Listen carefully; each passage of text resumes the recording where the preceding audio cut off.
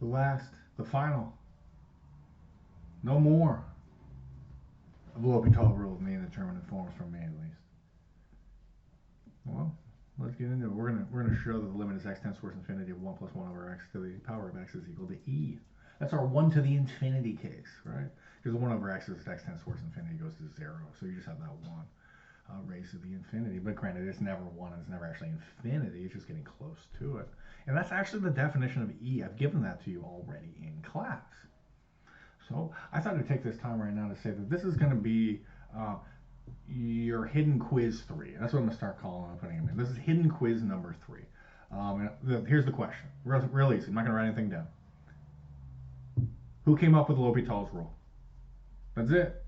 Just put it into there. Just needs to be the name. I don't need dates. I don't need anything else. So, just pop on in. L'Hopital's, right? Do no research and just pop that on in. So usually I go off in a big spiel. I talk about all this stuff. But I'll let you go look it up. So all you got to do, it's just a little 5-pointer. Not worth a ton, but a little 5 points. Just go look up. Who came up with L'Hopital's rule? You might actually kind of like the story. All right, moving forward. Let's go solve. We got our last case here, huh? I told you, it's a big one. Calc 2. If you recognize some patterns here, it might be quite helpful. Quite helpful. So, going back down to this, we want to go find the limit as x tends towards infinity. And our function, our f of x, that's right here, is going to be this weird thing. 1 plus 1 over x raised to the power of x. That's our function.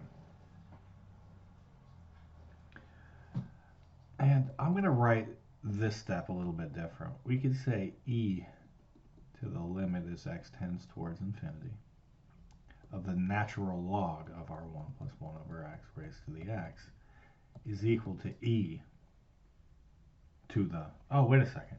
Aren't we supposed to say isn't this equal to e? Isn't that what we're trying to state?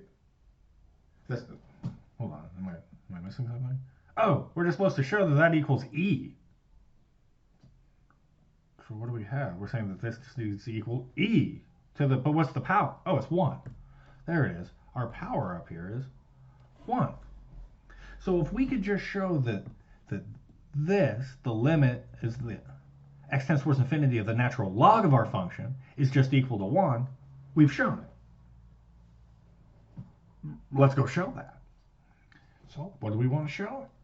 That the limit as x tends towards infinity of the natural log of 1 plus 1 over x raised to the power of x, we want to show that this is equal to 1. I don't want to write 1 because we don't know yet. We want to show. We're hoping.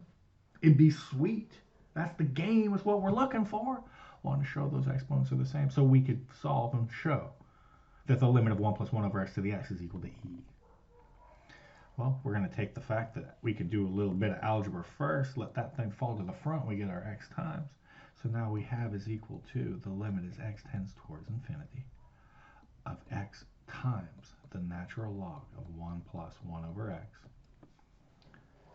Now, what sort of case do we have here? And if we look, we plug in, we're going to get an infinity right here. And then the natural log of 1 plus 1 over x, well, as our x goes to infinity, this goes to 0. So we have ln of 1. And what's ln of 1? It's not 1. This thing's equal to 0. So we have an infinity times the 0. So let's do that weird divide by 1 over x is the same thing as x. All right. Let's take that x and let's do that same trick we've been doing.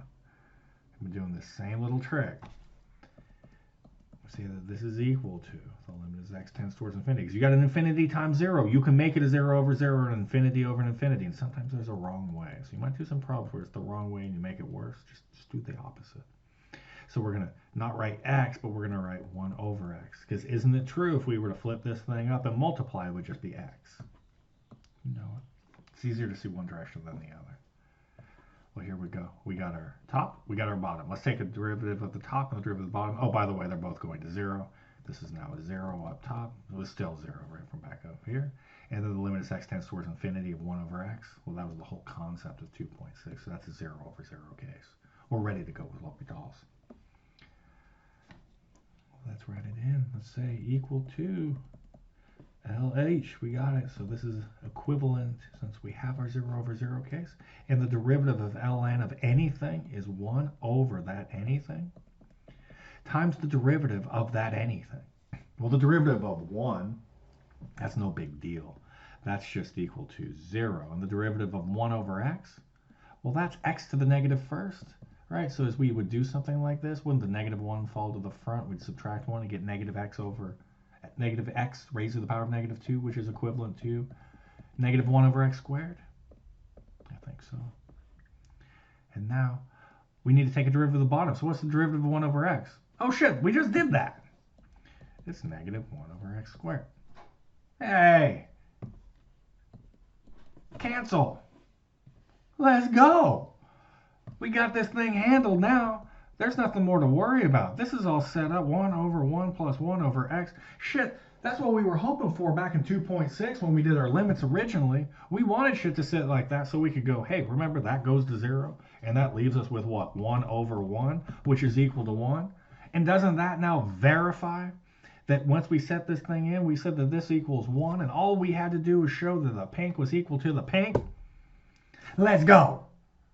Let's go. Therefore, what have we shown? The limit as x tends to infinity of 1 plus 1 over x raised to the power of x is equal to e. And we are done with L'Hopital's. Now, just before I go, I was thinking about changing the problem to this. Just before, I was just thinking, like, you know what? Let's change the problem to this and show it equals that. You know, I was thinking, yeah, I might do that, or maybe I was thinking about doing this one. I was gonna put a 2 right here, and it was gonna be e to the 6th. Cool. There's some other. I made a mistake. Maybe I was gonna do. Maybe sometimes I confuse things and I don't remember very well. And I think maybe when we had something like this is what it was gonna be. It was gonna be e to the negative first. I'm just doing this to show you some patterns. Go look this stuff up online. Go see the patterns. They have them. They're there. Know that for Calc 2. Having that like as a fundamental lock, recognizing those patterns would be a really good idea. So here we go. Here's the big thing. We showed it was true. I played a couple games over here. Maybe you can see what's going on. So that's going to be it. You're not going to have anything else until your next exam.